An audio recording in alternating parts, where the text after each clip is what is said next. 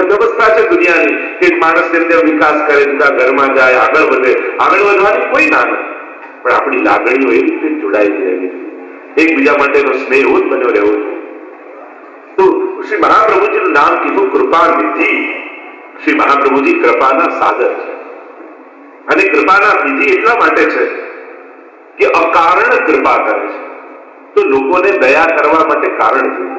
જે કારણથી થાય એ દયા, અને જે અકારણ થાય એ કૃપા. બાજુવાળો એમ હોય તો આપણને ક્યારે દયા ના આવતી, પણ એક્સિડન્ટ થઈ જાય તો આપણને લાવ જઈને પૂછી આવું, એની મદદ કરી. હવે એ એક્સિડન્ટ થયું એટલે જાગી દયા, પણ કૃપા તમારા સ્વભાવમાં આવે છે, પ્રેમ તમારા સ્વભાવમાં આવે છે. તો આ મહાપ્રભુજીનું સ્વરૂપ કૃપાનું નિધિ, કૃપાનું સાગર છે. સાગર એટલે જેની અંત ન હોય, જેની સીમા ન હોય, અનંત કૃપા છે. અને ઠાકોરજી કૃપા કરે. જો આપણે ત્યાં એમ તો હરિરાયજી બહુ સુંદર વાક્ય, ઠાકોરજીની મારા પર કૃપા થઈ કેમ ખબર પડે, તો કે કૃપા ભઈ તબ જાનીએ જબ દીખે અપને દોષ. જયારે આપણને આપણા દોષો દેખાવા લાગે ત્યારે માનવું કે હવે ઠાકોરજીની કૃપા. કારણ કે આખી જીવન બીજાના દોષો જોયા અને બધા સુધરે, આખી દુનિયા સુધરે એની આશામાં રહીએ છીએ, પણ આપણી જાતને સુધારવાનો પ્રયાસ કરતા નથી. તો કૃપા ત્યારે થઈ કહેવાય જ્યારે આપણને દોષો દેખાય. કૃપાના અનેક અનેકાર, કૃપા કર અને પા. કૃપાનો અર્થ જરા એવો નથી થતો કે આપણે સોફા પર બેઠા બેઠા ટીવીની ચેનલો ફેરવતા રહીએ અને આપણા માટે ભગવાન દોડતા રહે. લોકો કૃપાને એમ માને કે આપણે કઈ નહીં કરવાનું, બધું એ દિન કરી આપે. તો કૃપાનો અર્થ કર અને પા. તું કર, ઠાકોરજી જરૂર કૃપા કરશે અને સફળ કરશે. ભગવાન પુરુષાર્થ વગરના તમને થવા દેતા નથી. જો ભગવાન યુદ્ધ જીતાડી, અને ભગવાન એ યુદ્ધ જીત્યા, પણ યુદ્ધ તો અર્જુન પાસે ભગવાન લડાવે છે, પણ લડાવે છે પણ એને ફસાવા નથી દેતા. જયારે અર્જુન કહે છે સૈન્યો ઉભયો મધ્ય રથમ સ્થાપયામિ ચ્યુત, બંનેની વચમાં રથ ઉભો રાખ. ભગવાન એવા હોશિયાર છે ને, એવી જગ્યાએ જાણી કરીને લઈ ગયા જ્યાંથી સ્વજનો દેખાય. ભીષ્મજી, દ્રોણાચાર્ય, એ તો ખરેખર એવી જગ્યા લઈ જાય કે જ્યાં બધા દુશ્મનો દેખાય તો યુદ્ધ લડવાની હમણાં જોશ ચડી જાય અર્જુનને, હમણાં બધાને મારી નાખું. પણ મારી નાખે પણ દોષ એક થાય, મેં માર્યા અને હું જીત્યો એમ થાય. જાણી કરીને મોહ જગાવ્યો. સ્વજનોને કેમ મારવા?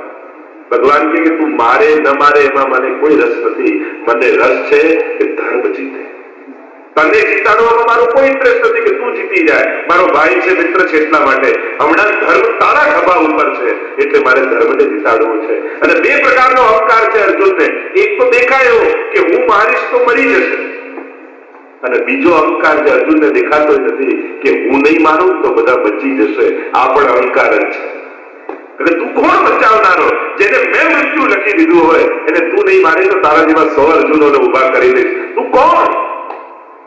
પણ જીતવાનો પણ મન ન રહે કરાવનારા પ્રભુ છે. એટલે મોહ જગાવ્યો અને પ્રભુએ અહમ લઈ લીધો અને કેવલ વાંસળી બની ગયો અર્જુન, અને પછી ભગવાન બોલાવ્યું. તો અહીંયા પ્રભુ કૃપાળુ છે પણ પુરુષાર્થ વગરના થવા દેતા નથી. એ કૃપાના સાગર છે. તમે પુરુષાર્થ કરશો એ જરૂર પૂરો કરશો. શ્રદ્ધા રાખો. જે શ્રદ્ધા રાખે છે ને એના સઘળા કાર્ય થાય. શ્રદ્ધા જ મારી લઈ ગઈ મને મંજિલ સુધી, રસ્તાઓ ભૂલી ગયો તો દિશાઓ ફરી ગઈ. શ્રદ્ધામાં તાકાત હોવી જોઈએ. જેટલી શ્રદ્ધા દ્રઢ, અને દરેક સંકટો અને દરેક વિપત્તિઓ આપણી શ્રદ્ધાને વધારે મજબૂત કરાવે એવી બનવી જોઈએ. થોડુંક વિપરીતતા થાય કે માણસ જો સમજણનો પર એક બે જણા જતા હતા, ગાડી થોડી અથડાઈ, એક કહ્યું જો આપણી સાથે જ આવ તો ગાડી કેવી ભટકાય. બીજા કહ્યું તો ઠાકોરજી આપણને આટલામાં બચાવી લીધા. વસ્તુ ઘટના એક જ ઘટી છે, પણ તમારી સોચ કેવી છે એ તમારે વિચાર કરવાનો. ભગવાને તો એવો જીવ આપણને આપ્યો છે, વિચાર કે પ્રભુ મારા પર શ્રદ્ધા રાખી છે, મારે સાચવ. તો આ વૃત્તિ છે કે તમે જીવનને કયા દ્રષ્ટિકોણથી જુઓ છો. તો શ્રી મહાપ્રભુજી કૃપાના નિધિ છે, કૃપાના સાગર છે. અને આપણે ત્યાં તો 5 પ્રકારે કૃપા ઠાકોરજી કરે છે. નેત્રોથી, મુખારવિંદથી, હસ્તથી, ચરણારવિંદથી અને પોતાની નિજ ઈચ્છા. આ 5 માધ્યમથી ઠાકોરજી કૃપા કરતા હોય છે. મહાપ્રભુજી કૃપા કરે છે. નેત્રોથી કૃપા કરે. આપણે ત્યાં નેત્રો દ્વારા આશીર્વાદ છે. આપણે ત્યારે આના માથે હાથ રાખો એવું કહેવાની જરૂર ન હોય. આપણે ત્યાં તો દ્રષ્ટિ દ્વારા આશીર્વાદ છે. ઘણા લોકો જે આના સારા આશીર્વાદ આપશે, આશીર્વાદ ખરાબ હોય, સારા જ હોય એટલે આશીર્વાદ કહેવાય, ખરાબ હોય તો શ્રાપ કહેવાય. એટલે ઘણા લોકો ત્યારે સારા આશીર્વાદ તો સારા જ માંગીને મળે તો આશ્વાસન કહેવાય, પણ જયારે હૃદયથી નીકળે એને આશીર્વાદ કહેવાય. તો આશીર્વાદ માંગવાનો ન હોય, મેળવવાના હોય. દુનિયામાં ઘણી વસ્તુ, પ્રેમ છે ને, પ્રેમ માંગવાનો ન હોય, મેળવવાનો. માન છે ને, એ માંગવાનું ન હોય, મેળવવાનું. એના પાત્ર બનવું પડે ત્યારે તમે એને પ્રાપ્ત કરો છો. જયારે માંગીને આ વસ્તુ મળે, સન્માન માંગીને મળે તો એનો આનંદ નથી, પ્રેમ માંગીને મળે તો એનો આનંદ નથી. એ તો મેળવવાનું, એને તો સામેવાળામાં પ્રગટાવવું પડે. એ આપણું આચરણ, આપણું વ્યક્તિત્વ એ સામેવાળામાં પ્રગટાવે છે. તો તમને જોઈને ઠાકોરજીના આશીર્વાદ પ્રગટવા જોઈએ, મહાપ્રભુજીના આશીર્વાદ પ્રગટવા જોઈએ. મારો વૈષ્ણવ અને જયારે પ્રગટે છે ત્યારે ક્યારે પણ નિષ્ફળ નથી જતા. માંગેલું કદાચ પડી જાય હાથમાંથી, મેળવેલું તો ભગવાન ભાગ્યમાં લખી દેતો. એને કોઈ લઈ પણ શકતું, હાથમાંથી કોઈ છૂટી જાય, પણ ભાગ્યમાં લખી દે એને કોણ છૂટવી શકે? અને એટલા માટે તમારી ભક્તિ તમને પાત્ર બનાવે છે. કારણ કે ભગવાન પાત્ર બનાવીને પ્રાપ્તિ કરાવે, પણ એ પાત્ર બનવાની પ્રક્રિયા હોય ને એ ગમે નહીં. ત્યારે અઘરું લાગે. પેલા એક માટી ઉપર પાણી છાંટી પેલો કુંભાર જોર જોરથી કૂદકા મારતો હતો, ભક્તિ કચડતો હતો, ત્યારે માટીને એમ થયું કે મેં એવા કયા પાપ કર્યા છે, મારે પગમાં રોંધાવવું પડે. અને પાછો ચાકડો લીધો અને એમાં માટી મૂકી થપ્પડો મારવા લાગ્યો, વચ્ચે હાથ નાખ્યો, ગળો બનાવ્યો, થપ્પડો મારતો જાય. માટીને એમ થાય કે મેં એવા કયા પાપ કર્યા છે, કેમ આ સજા ભોગવું છું, કેમ આ થપ્પડ ખાવું છું. પાછો કાચો માટીનો ઘડો બધો એમાં ઘાસનો પૂળો કર્યો ને એમાં અગ્નિમાં એને નાખીને પકવવા લાગ્યો. અગ્નિમાં ચારે બાજુથી અગ્નિ સળગાવી અને એને થાય કે આ ધરતા અગ્નિમાં હું બળી રહ્યો છું, તો મેં કયા એવા અપરાધ કર્યા છે કે મારે અગ્નિમાં બળવું પડે છે. અને જ્યાં પાકો છે એને બજારમાં વેચીને આવી ગયો ત્યારે ઘણો દુઃખી થાય છે કે મેં એવા કયા અપરાધ કર્યા છે કે આમ આટલા દુઃખો સહન કરીને હું બજારમાં પડ્યો છું. એટલામાં એક ધોતી બંડી પહેરી વૈષ્ણવ આવ્યો. એ ઘડાને પૈસા આપીને ખરીદ્યો, માટીને લઈ ગયો, પોતાના રસોડામાં કોઈને મૂક્યું, એમાંથી કુવામાંથી જલ લાવીને ભર્યું. જ્યાં સવારનો સમય થયો ઠાકોરજીની જારી લઈને આવ્યો અને માટલીમાંથી લોટીમાંથી જળ લઈને જારી ભરી. ત્યારે માટીને સમજમાં આવી કે આવું ફળ મેળવવા માટે કદાચ પગમાં કચડાવવું પડે. એ તો પાત્ર બનાવવાની પ્રક્રિયા હતી, પણ પ્રાપ્તિ તો મારે ભગવાન સુધી પહોંચવાની.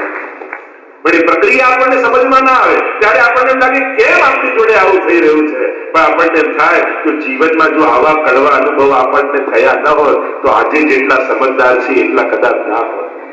આજે જે રીતે આપણે જીવનના પ્રશ્નોના ઉકેલ કાઢી શકીએ છીએ એવા કદાચ ન કાઢી શક્યા હોય જો જીવનમાં આવા અનુભવો ન થયા. પ્રભુ પહેલા પાત્ર બનાવે છે અને પછી પ્રાપ્તિ કરાવે છે. અને એટલા માટે માટી હતો ત્યાં સુધી પગમાં કચડાતો હતો, ઘડો બની ગયો, લોકો માથે લઈને ફરવા લાગ્યા. હવે તો માથે આવી ગયો, ઘડો માથે મૂકીને જલ ભરીને જાય છે. અને એટલા માટે પગમાંથી માથે ચડાવવા માટે ભગવાન એ પ્રક્રિયામાંથી પસાર કરે. પણ એ પ્રક્રિયામાં આપણને સમજમાં ના આવે તો પ્રભુ એવા કૃપાળુ છે, કૃપાના નિધિ છે કે કૃપા કરે છે અને જીવને ખબર પણ પડવા નથી દેતા કે મેં તારા પર ક્યારે કૃપા કરે. જો પ્રભુ તો એના ટાઈમે જ કૃપા કરે, આપણે જ ઉતાવળમાં હોઈએ.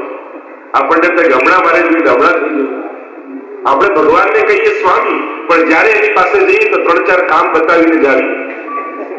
તો કામ જેને બતાવો એને સ્વામી કહેવાય કે સેવક કહેવાય? માલિક અને નોકરમાં ફરક હોય, એમાં કામ કોણ બતાવે? માલિક બતાવે કે સેવક બતાવે? ચલો બતાવો. માલિક બતાવે. તો આપણે ઠાકોરજી પાસે જઈએ તો એમાં માલિક કોણ, સેવક કોણ? કોણ કામ બતાવે છે ઠાકોરજીને? આપણે બતાવીએ બસ આ દુકાન ચલાવવાની છે, આ છોકરાના લગ્ન કરાવવાના છે અને ભણાવવાનો છે. અને જો ઠાકોરજી દૂરથી જોઈને સમજી જાય આ આવ્યો, હમણાં 4-5 કામ બતાવો.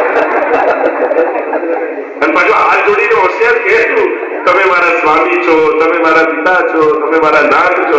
ઠાકોરજી કે બોલવાનું તો બંધ કર, હમણાં કામ બતાવશે. તો કરી છે તો કાંઈ તો એક વ્યક્તિને એમ થયું કે આ રોજ સવારે ઉઠી પડે ઠાકોરના મુખારવી જોઉં, ભગવાન દર્શન કરું તો દિવસ સારો જાય. તો રોજ જાય, મહિનો પૂરો થવા છેલ્લો દિવસ, અને જ્યાં મંદિરે ગયો તો પ્રભુ પીઠ લઈ બેઠા. પેલો કે ભક્ત કહેવા લાગ્યો મારો દિવસ સારો જાય એટલા માટે હું આપના દર્શન કરવા આવું છું, આપ ઉદાર લઈને બેઠા છો. ઠાકોરજી કે મારે દિવસ સુધારવો હોય કે નહીં? મારું જોઈને તારું તો સુધરે છે, તારું જોઈને મારું શું થાય? અને એટલા માટે પ્રભુ તો કૃપાના લીધે છે, એ આપે છે પણ યોગ્ય સમય આપે. તો જેમ કેટલાક શેરડી છોડતા હતા પ્રભુ ને આંગળી કપાઈ અને બધી ભટરાઈઓ કપડું શોધવા માટે નીકળી. એને દ્રૌપદીએ સાડીનો ચીર ખેંચ્યો, ફાડ્યો અને આંગળીમાં બાંધી દીધો ચિત્રું. અને ત્યાં રૂક્ષ્મણીજીની પાસે રાત્રે બેઠા છે પ્રભુ, અને ચિત્રામાં રહેલા એક તાંતણાને ઠાકોરજી ગણે છે.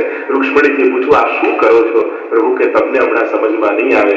ઠાકોરજી ઈચ્છે તો બીજા દિવસે 1008 સાડી લઈને રૂક્ષ્મણીજીને દ્રૌપદીને આપી દીધી હોત તો ઇતિહાસમાં ન લખાત. પણ જયારે યુદ્ધ ક્રીડામાં પાંડવો હારી ચુક્યા છે, દુશાસન સાડી ખેંચી રહ્યો છે અને બધાની પાસે યાચના કરવા દ્રૌપદી દોડે છે.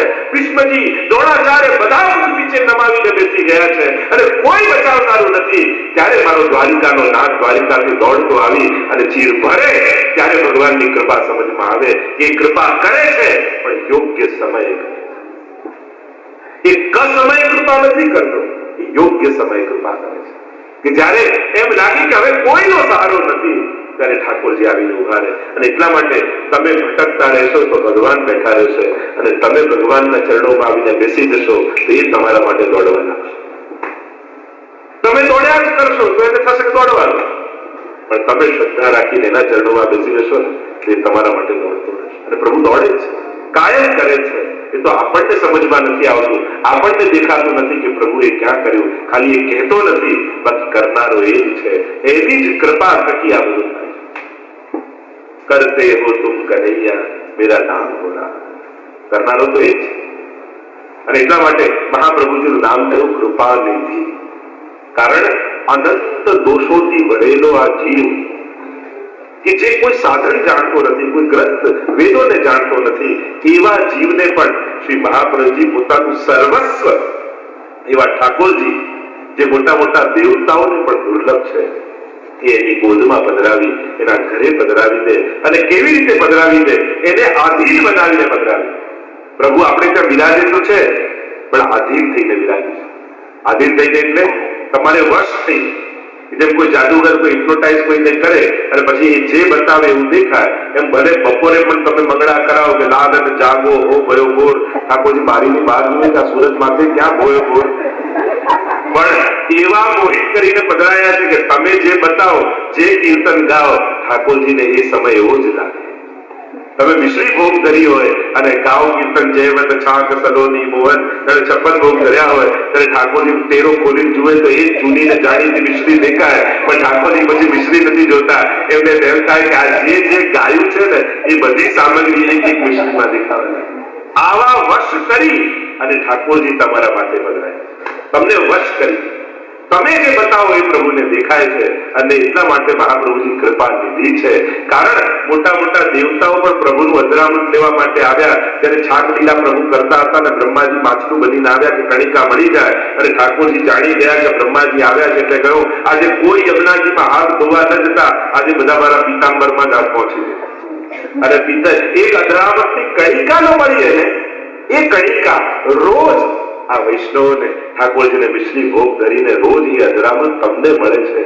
તો આવી મોટી કૃપા કરનારા મહાપ્રભુજી કૃપાના સાગર નહીં તો એટલે તો અમારા રસખાનજી કહે કે ઠાકોરજી જયારે માખણનો લોંદો હાથમાં લઈ રોટી ઉપર માખણ મૂક્યું, યશોદાજીએ હાથમાં લીધું લાલને અને નંદાલયના આંગણામાં ચાલી રહ્યા છે, એટલામાં ઝાડ ઉપર કાગડો બેઠો હતો, ઉડતો ઉડતો આવ્યો, ઠાકોરજીના હાથમાંથી માખણ રોટી લઈ ગયો. ત્યારે રસખાનજીએ કહ્યું, કાગ કે ભાગ કહા કહીએ, હરી હાથ સો લઈ ગયો માખણ રોટી.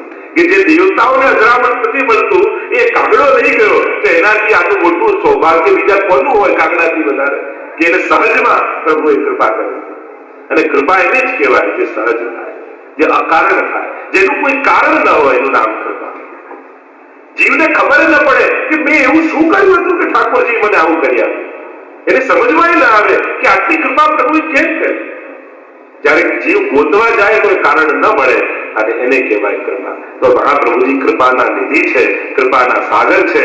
એમ કહી આગળ કહેતા શ્રી ગુસાઈજી પ્રભુચરણ 5મું નામ આપે છે, દૈવી જીવોના ઉદ્ધાર માટે જે સતત પ્રયત્નશીલ અંતઃકરણ જેમનું છે એવા શ્રી મહાપ્રભુજી. મહાપ્રભુજી ભૂતલ પર શેના માટે પધાર્યા છે? તો કે દૈવી જીવોના ઉદ્ધાર માટે. આ દૈવી જીવો જે લીલાના જીવો છે, એ લીલાથી વિકુટા પડી ભૂતલ પર આવ્યા છે. અને આ સુરી સો મિલી રહત સદાઈ, ભિન્ન હોય સો કોણ ઉપાય. કહ્યું મૂળ પુરુષમાં પણ વર્ણન આવે છે કે જયારે આ દૈવી જીવો ભૂતલ પર આવ્યા, પણ સંસારીઓની વચ્ચે રહેતા રહેતા પોતાનું મૂળ સ્વરૂપ ભૂલી ગયા અને હું કોણ છું, મારું શું સ્વરૂપ છે અને હું શેના માટે ઉતરતો છું, પોતાનું નિજ કર્તવ્ય ભૂલ્યા છે. અને ત્યારે મહાપ્રભુજીને ચિંતા થઈ કે આ દૈવી જીવો આસુરીઓની સાથે રહી પોતાને સંસારી માનવા લાગ્યા છે, એમને એમનું દૈવત્વ કેમ યાદ અપાવે. જેમ એક સિંહનું બચ્ચું પોતાનો રસ્તો ભૂલીને ઘેટાના ટોળામાં જતું રહ્યું, ઘેટાની જેમ રહેવા લાગ્યું, એવો અવાજ કરવા લાગ્યું અને પોતાનું સ્વરૂપ ભૂલી ગયું. ત્યારે એકવાર જળ પીવા માટે બધા ભેગા થયા હતા. સિંહની ત્રાળ સંભળાઈ અને સિંહે ત્રાળ કરી, બધા ભાગ્યા તો સિંહનું બચ્ચું ભાગ્યું. ત્યારે સિંહને થયું કે બધા ભાગે તો સમજાય, પણ આ સિંહનું બચ્ચું છે, આ કેમ ભાગે? દોડતા દોડતા સિંહ એને પકડ્યું અને પેલું સિંહનું બચ્ચું ડરવા લાગ્યું, પોતાને ઘેટું માનવા લાગ્યું. તું ઘેટાની વચ્ચે રહી, મને મારતા નહીં, મને ખાતા નહીં. સિંહ કહે તું સિંહનું બચ્ચું છે અને ઘેટાની જેમ અવાજ કરવા લાગ્યું. સિંહને થયું કે આને દુસ્સંગ લાગ્યો છે. પકડીને લઈ ગયો સિંહ સરોવરના કિનારે અને કહ્યું કે તારું મુખ જો પાણી અને મારું મુખ જો. અને જ્યારે સિંહ બધા બચ્ચાએ પોતાનું મુખ જોયું તો સિંહ જેવું લાગ્યું અને કહ્યું કે જો મારી જેમ અવાજ કર. અને સિંહે ધાડ લગાવી અને આ સિંહના બચ્ચાએ કોશિશ કરી તો સિંહ જેવો અવાજ નીકળ્યો. અને ત્યારે સિંહના બચ્ચાને સમજાવ્યું, તું ઘેટું નથી, તું તો જંગલ પર રાજ કરવા માટે પેદા થયો છું, તું ટોળામાં રહેવા માટે પેદા નથી થયો. એમ જ શ્રી મહાપ્રભુજી આપણા જેવા જીવો જ્યારે સંસારમાં ફસાયા અને ઘેટાની જેમ રહેવા લાગ્યા ત્યારે આપણને બ્રહ્મ સંબંધ આપી, ભગવત સેવા આપી અને સત્સંગના સરોવરમાં આપણું મુખ બતાવીને કહ્યું, તું ઘેટાનું બચ્ચું નથી, તું સિંહનું બચ્ચું છું, તું તો ઠાકોરજીનો પરમ પ્રિય દૈવી જીવ છું અને તું ભગવત સેવા કરવા માટે જન્મતારો થયો છે. તું વિશેષ પ્રયોજન સાથે તું આવ્યો છું, તું ભગવાનની ભક્તિ કરવા માટે ભૂતલ પર આવ્યો છું અને પોતાના નિજ કર્તવ્યનું આપણને ભાન કરાવ્યું છે.